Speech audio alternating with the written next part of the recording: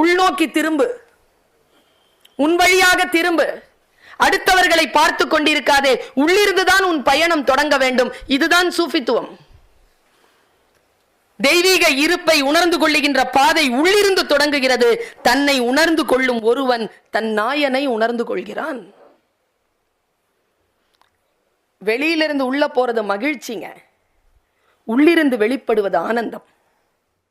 வெளியிலிருந்து உள்ள போறது கல்வி, உள்ளிருந்து வெளிப்படுவது அறிவு. வெளியிலிருந்து உள்ள போறது வெறும் செய்தி தாங்க, உள்ளிருந்து வெளிப்படுவதுதான் ஞானம்.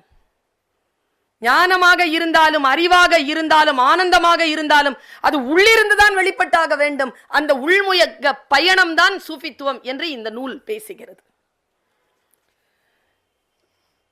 தெய்வீக ஆற்றலின் இருப்பை ஒருவர் கண்டுகொள்ளுகின்ற இதெல்லாம் படிக்கும்போது அண்ணா மனதிற்குள் ஒரு மென்மையான ஒரு காற்று வீசியது, ஒரு சமாதானம் வந்தது மனசுல. ஒரு நூல் இந்த அறத்தை தான் செய்துவிட முடியும், வாசிப்பவர்களுக்கு ஒரு சமாதானத்தை ஏற்படுத்துவது. பாருங்க, தெய்வீக ஆற்றலின் இருப்பை ஒருவர் கண்டுகொள்ளுகின்ற பொழுது அவரது நம்பிக்கையில் அசைய முடியாத நம்பிக்கையும் அவர் உணர்ந்து கொண்ட உண்மையில் நிச்சயத்தன்மையும் ஏற்படுகிறது. அதன் பிறகு ஒருவர் முழுமையாக தன்னை எல்லாம் வல்லவனிடம் ஒப்படைத்து விடுகிறார். எப்படி தெரியுமா? என்ன ஒரு அழகு பாருங்க. இது இந்த ஐயாவை தான் சொல்லணும், இவ்வளவு அழகா எழுதியிருக்காரு. அவருடைய தகப்பனார் ஹசரத் என்ன சொல்றாரு தெரியுமா? ஒரு மழை துளி கடலில் கலக்கின்ற பொழுது தன் அடையாளத்தை தொலைப்பது போல ஒரு மனித மனம் இறைவனோடு கலந்து தன் அடையாளத்தை தொலைக்கிறது. என்ன அழகுங்க! இது புரிஞ்சிருச்சுன்னா போதுமே, நான் என்கின்ற அகங்காரம் இல்லாமல் போகுமே. இதை பேசுகிறது இந்த நூல். தன்னலமற்ற அடாடாடா என்ன சொல்லது. நான் ஆசிரியருங்க, இங்க இருக்கக்கூடிய ஆசிரியர்கள் இருக்கிறார்கள், நிறைய பேர் இருக்கிறார்கள்.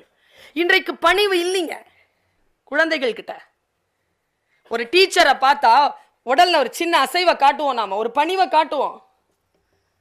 பாப்பா உள்ள நுழையிறாரு அப்படின்னாலே டக்குன்னு ஒரு சின்ன அசைவு வரும் உங்க வீட்டுல. என்னுடைய தாயார் கீழே உட்கார்ந்து இருக்கின்ற பொழுது நான் நாற்காலில் உட்கார்வதில்லை. என் தாயாரோ தந்தையாரோ கீழே உட்கார்ந்து இருக்கின்ற பொழுதோ, முன்னால் உட்கார்ந்து இருக்கின்ற பொழுதோ அவர்கள் பக்கமாக கால் நீட்ட மாட்டோம். இங்க வடக்குல தான் கால் நீட்டி படுக்க கூடாதும்பாங்க, குத்துபும்பாங்க. கிப்லா பக்கத்துல ஏங்க கால் நீட்ட மாட்டான்? ஒரு மரியாதை இல்லையா? ஒரு சின்ன ஜெஸ்டர் தானே. என்ன சயின்டிபிக் ரீசன்லாம் தெரியாது. ஏன்னா மரண படுக்கையில மட்டும் அந்த பக்கமா காலை நீட்டி தான் படுக்க வைக்கிறாங்க. ஏன்னா அந்த பக்கமா தான் தூக்கி நிறுத்தி உட்கார வைப்பாங்கன்ற ஒரு நம்பிக்கை. இதெல்லாம் எதுல சேர்த்தின்னு எனக்கு தெரியாது, ஆனா செய்யறோமா இல்லையா? என்னுடைய தகப்பனார் ஒரு உருது கவிஞர். அவர் சொன்னார், ஆஜீசி அதத் பாட்ஷாயி, பணிவுதான் ராஜ குணத்தின் முதல் தகுதி. ராஜனாக நீங்கள் இருக்க வேண்டும் என்றால் முதலில் உங்களிடத்தில் வர வேண்டியது பணிவு. அந்த பணிவை குறித்து பேசுகிறார். கீழ்ப்படிதல். கீழ்ப்படிதலும் என்ன கீழ்ப்படிதல்? பார்த்துட்டு நம்ம யுகபாரதி சார் வந்து ஒரு விஷயத்தை அடிக்கடி சொல்லிட்டு, ஒரு வாட்டி சொல்லிட்டு முடிச்சிடணும். சில விஷயங்களை திருப்பி திருப்பி பேசினா பதில் சொல்லுவோம். இவரை குருவாய் ஏத்துக்க முடியலையா அவரால்? போங்க, முடியல. ஏன்னா அப்படின்னு அவர் காரணம் சொன்னார் பாருங்க. அதுலதான் எனக்கு கொஞ்சம் கேள்விகள். ஏன்னா நான் அவரை கேள்வி கேட்கிறேன். உங்களுக்கு ஒரு விஷயம் தெரியுமா? யாரிடம் கேள்வி கேட்டுவிட முடியுமோ, கேள்வி கேட்டால் யாரிடம் இருந்து பதில் வந்து விடுமோ, நாம் பதில் சொன்னால் அந்த பதிலிருந்து எவன் ஒருவன் கேள்விகளை கேட்டு விடுவானோ அவன்தானே குரு. அவன்தானே குரு. உங்களுக்கு இன்னும் குரு கிடைக்கவில்லை. ஏன் தெரியுமா? நீங்கள் எந்த குருவையும் தேடி போக வேண்டாம். ஏனென்றால் எந்த சீடனும் குருவை கண்டடைவது இல்லை. சீடன் தயாராக இருக்கின்ற பொழுது குரு வந்தடைகிறார். நீங்க தயாரா இருந்தீங்கன்னா வந்து சேர்ந்துருவார் அவர். நீங்க போய் தேடிக்கொண்டு போக வேண்டாம். போன தப்பான ஆளோட போய் சேர்ந்துருவீங்க. அது இவரா இருந்தாலும் சரி. நீங்கள் தயாராக வேண்டும். அந்த மனநிலை, தன்னலமற்ற கீழ்ப்படிதல். எனக்கு இந்த சொல் ரொம்ப பிடிச்சது. ஏன் தெரியுமா? பிள்ளைகள் நம்மிடத்தில் கீழ்ப்படிதலாக இருக்கிறார்கள். காரணம், அவர்களுக்கு ஒரு நோக்கம் இருக்கிறது. மாணவர்கள் ஆசிரியர்களிடத்தில் கீழ்ப்படுகிறார்கள். அவர்களுக்கு ஒரு நோக்கம் இருக்கிறது. நோக்கம் இல்லாத கீழ்ப்படிதல், தன்னலமற்ற கீழ்ப்படிதல், அதுதான் சரண். அதற்கு பேர் தான் இஸ்லாம். எந்த ஒரு நோக்கமும் இல்லாமல் இறைவனிடத்தில் முழுமையாக கொண்டு போய் தன்னை சேர்த்து கொள்ளுதல்.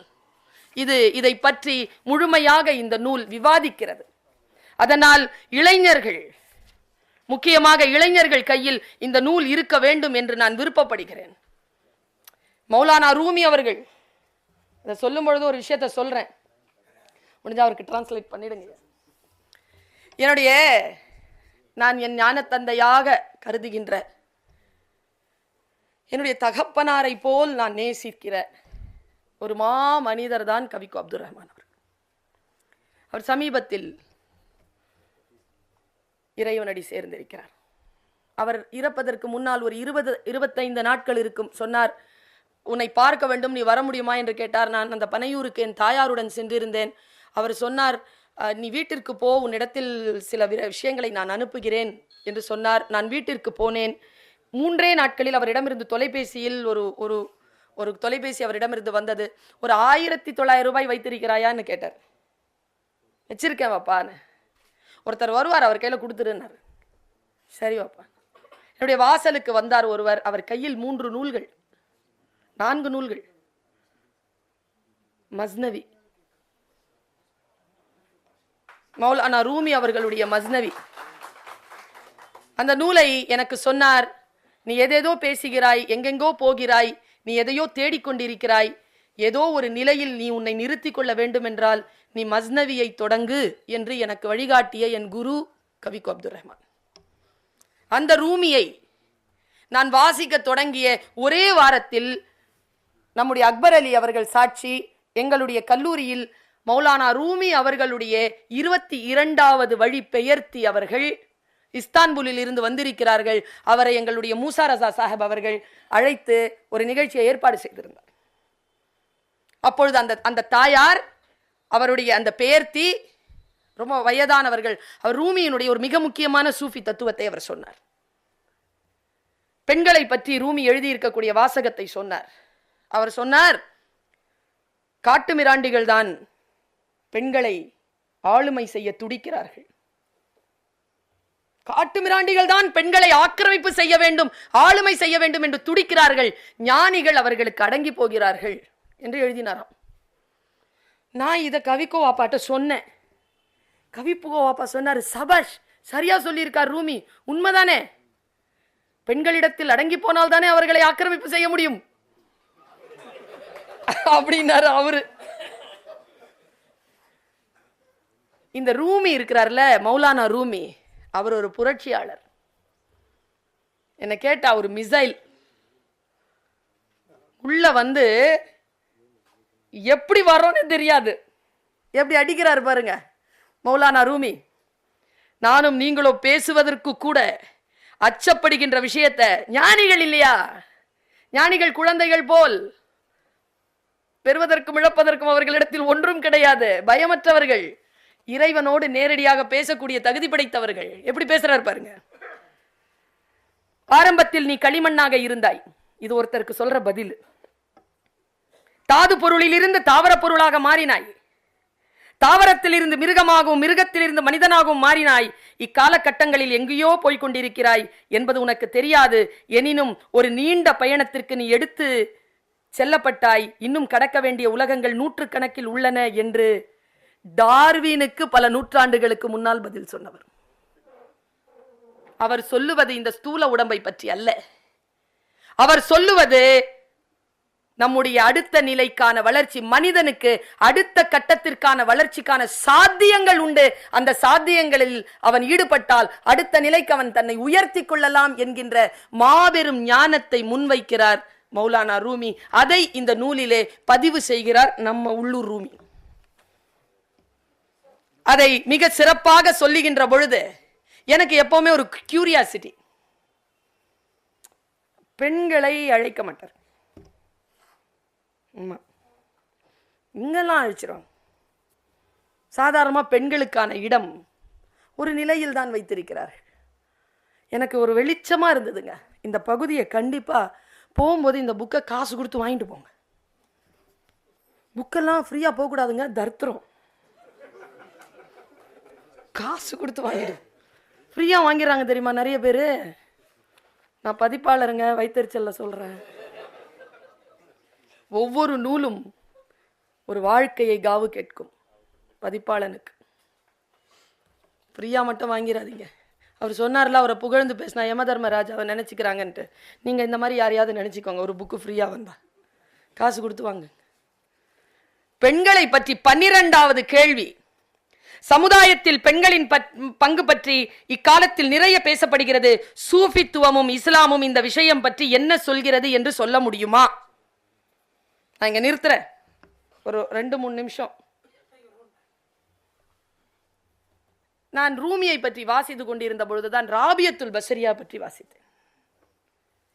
என்ன லேடிங்க, என்ன ஒரு அம்மா, அவங்க எவ்வளவு பெரிய அவுலியாங்க. அந்த அம்மா நடந்து போய்கிட்டே இருக்காங்களாம்.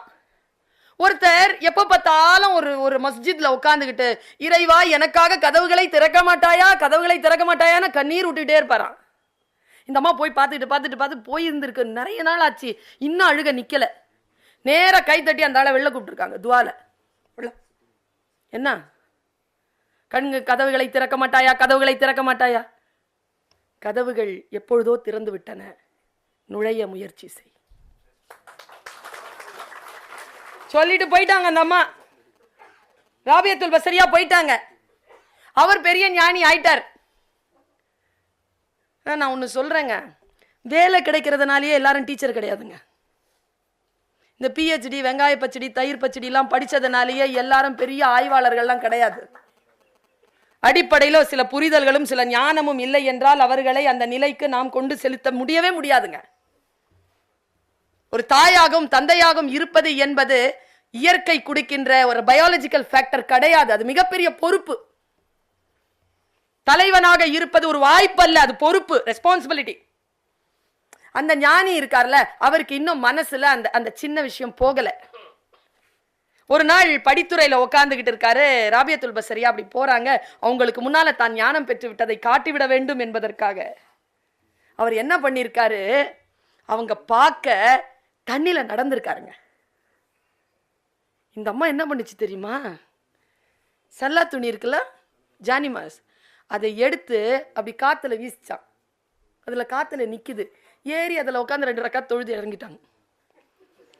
இறங்கிட்டு சொன்னாங்களா, தண்ணியில நீந்துவது உன்னை விட மீனுக்கு எளிது, காற்றில் பறப்பது என்னை விட கொசுவுக்கு எளிது. நாம் 2 பேரும் அதற்காக பிறப்பெடுக்கவில்லை, வேறு பல காரியங்கள் இருக்கிறது, அதை பார்த்து கொண்டு போ என்று சொன்னார். அதனால் தான் சூஃபிகளிடம் நீங்கள் அற்புதங்களை எதிர்பார்க்காதீர்கள்.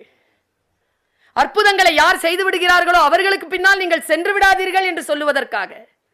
அற்புதங்களை செய்ய அவர்களுக்கு தெரியும், ஆனால் அது அல்ல அவர்களுடைய பிழைப்பு, அது அல்ல அவர்களுடைய நோக்கம்.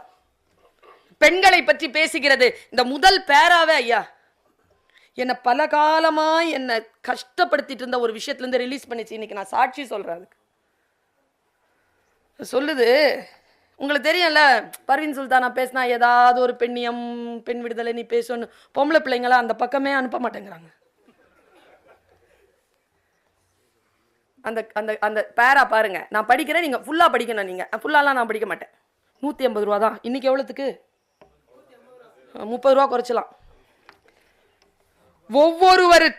பாருங்க, ஒருவருக்கொருவர் துணையாகவும். ஹஸ்ரத் சொல்ற விளக்கம், பெண்ணை பற்றிய விளக்கம். ஐயா சொன்னாரு, மனசு ரொம்ப நெகிழ்ந்துருச்சுங்க. எத்தனை பேருக்கு புரிஞ்சுதுன்னு தெரியல. அது என்ன, இந்த எல்லாருக்கும் 50, 55, 60 வயசுல புரியுது நீங்க சொல்றது. 30, 35 வயசுல புரியணுங்கிற நான்.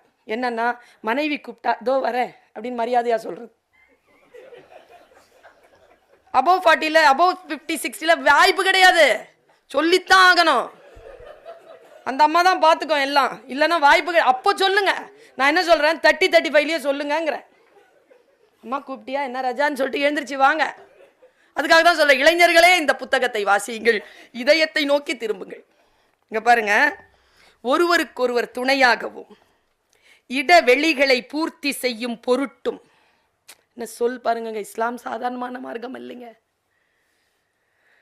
The best religion under the sky is Islam. The worst followers are Muslims.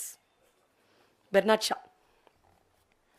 ஒருவருக்கொருவர் துணையாகவும் இடைவெளிகளை பூர்த்தி செய்யும் பொருட்டும் ஆண்களும் பெண்களும் சமமாகவே ஒரே ஆன்மாவிலிருந்து படைக்கப்பட்டவர்கள் என்று திருக்குரான் கூறுகிறது. முடிஞ்சதுங்க, தலை நிமரலாம் நாம எல்லாம். முதல் மனிதர் ஆதாமின் விலா எலும்பிலிருந்து இறைவன் பெண்ணை படைத்ததாகவோ, அதனால் ஆணை விட பெண் தகுதியில் குறைந்தவர் என்றோ, ஆணை விட கீழ்நிலையில் உள்ள ஆணுக்கான துணை என்றோ இஸ்லாமோ சூஃபித்துவமோ சொல்லவில்லை. இது வரணும் பேப்பர் நியூஸ்ல. இந்த செய்தி நான் பேசினதா கூட வர வேண்டாம், அது நான் பேசினது இல்லை, இந்த புத்தகத்தில் இருக்கிறது. சொல்லணுங்க இந்த உலகத்துக்கு. ஆணுக்கு பெண் சரி நிகர் சமானமாக. தலபுல் இல்மி ஃபரீதத்துன் அலா குல்லி முஸ்லிமின் வ முஸ்லிமத்தின். ஆணாகவும் பெண்ணாகவும் பிறந்திருக்கக்கூடிய இஸ்லாமியர்கள் அனைவருக்கும் கல்வி என்பது கடமையாக்கப்பட்டிருக்கிறது. இதுதானங்க இஸ்லாம். இந்த சமதர்மத்தை, சமநிலையை பேணுகின்ற அந்த நிலை சூஃபித்துவத்தை பொறுத்தவரை நேர்மை, தகுதி, தாகம் ஆகியவற்றின் அடிப்படையில் மாணவர்கள் தேர்வு செய்யப்படுகிறார்கள். அவர்கள் மதம், நிறம், கலாச்சாரம், பாலினம் போன்றவர்களால் தேர்ந்தெடுக்கப்படுவதில்லை. நமக்கு கூடுதலான ஒரு செய்தி சொல்லவா பாருங்க. இது எப்படிதான் நீங்க ஒத்துக்கிறீங்க, ஆனா இவர் ஒத்துக்குவார். ஏன்னா இவர் சில நிலைகளை கடந்தவர். சாதாரணமா இருந்தா கூட அப்படி ஸ்கிப் பண்ணிட்டு போயிடுவோம். சார்பு தன்மை கொண்டவர்கள். என்ன சொல்லு பாருங்க. ஒரு சூஃபித்துவ சாதகர் ஆணாக இருந்தாலும் பெண்ணாக இருந்தாலும் அவரால் மிக உயர்ந்த ஆன்மீக நிலைகளை அடைய முடியும். பெண் இறை நேசர்கள், அவுலியா பலரை வரலாறு நெடுக்க காண முடிவதே இதற்கு சான்று. இன்னும் சொல்ல போனால் சில சமயங்களில் ஆண்களை விட பெண்களே மிக விரைவாக ஆன்மீக நிலைகளில் முன்னேற்றம் அடைகிறார்கள். என்ன சொல்லுங்க இது? நீங்க மட்டும் கை தட்டுறீங்க பாருங்க. இதுல சொல்லி இருக்குதுங்க. நான் என்ன நானாவா சொல்றேன்? நானா சொன்னாலும் அது பரவாயில்ல. அடுத்தடுத்து சொல்லுவதற்கு நிறைய குறிப்புகளை எடுத்துக்கொண்டு வந்தேன். ஐயா, நான் முழுமையாக படித்தேன். எப்பெல்லாம் ஞானம் கிடைச்சிரும்? எவ்வளவு சில ஐயோ அல்லாவே. இதுல என்னன்னா 2 குரங்கு இருந்துச்சாங்க. இந்த 2 குரங்குல ஒரு குரங்கு சீனியர் குரங்கு. இந்த சீனியர் ஜூனியர் ப்ராப்ளம் இருக்குல்ல, பயங்கர ப்ராப்ளம் அது. சீனியர் குரங்கு அதுக்கிட்ட ஜூனியர் குரங்கு கேட்டுச்சான், நான் குறும்பயிர் சாகுபடி பண்ணியிருக்கிறேன், 3 மாசத்துல பயிர் வளரணும், என்ன பண்றதுன்னு சொல்லு. அவன் சொல்லி கொடுத்துட்டான்.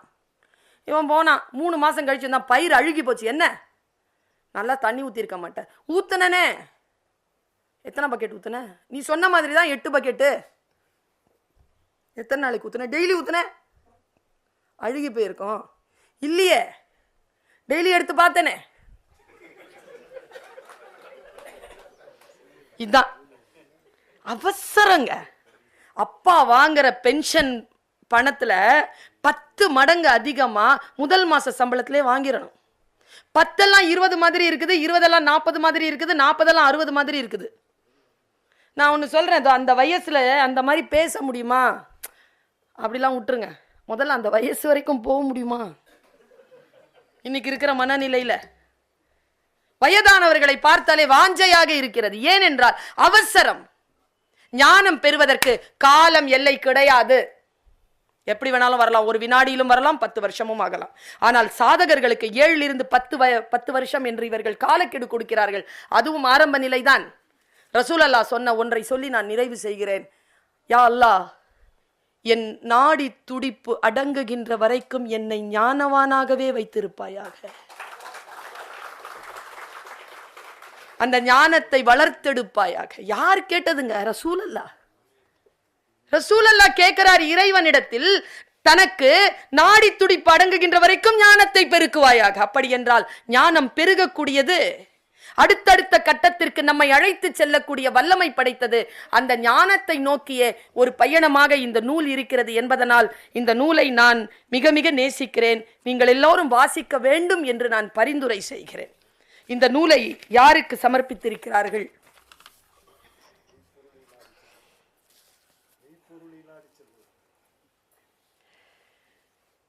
சமர்ப்பணம்.